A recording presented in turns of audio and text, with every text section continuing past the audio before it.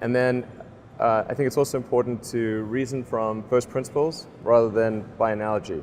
So the normal way that we conduct our lives is we reason by analogy.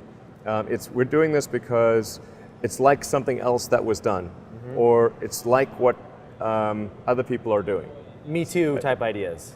Yeah, Slight iterations on a theme, and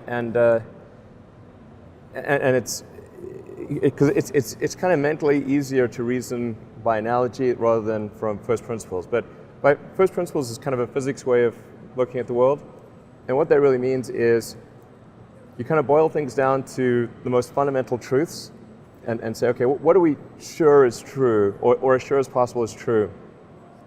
And then reason up from there. That takes a lot more mental energy.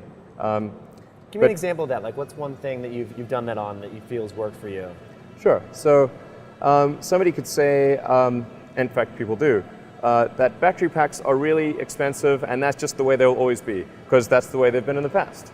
You're like, well, no, that's pretty dumb, because if you applied that reasoning to anything new, then you wouldn't be able to ever get to that new thing. Right.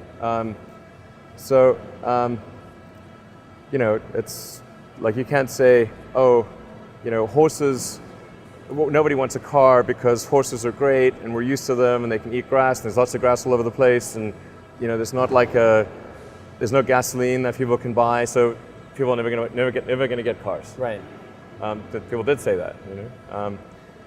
And for batteries, they would say, it's going to cost, historically it's cost $600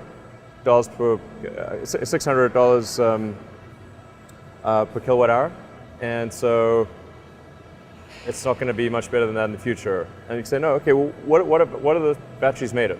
So first principles would be to say, okay, what are the material constituents of the batteries?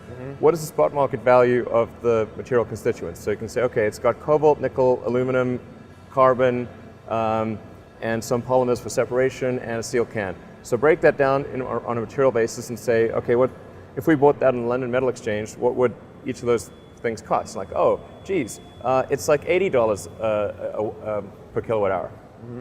So clearly, you just need to think of clever ways to take those materials and combine them into the shape of a battery cell, and you can have batteries that are much, much cheaper than anyone realizes.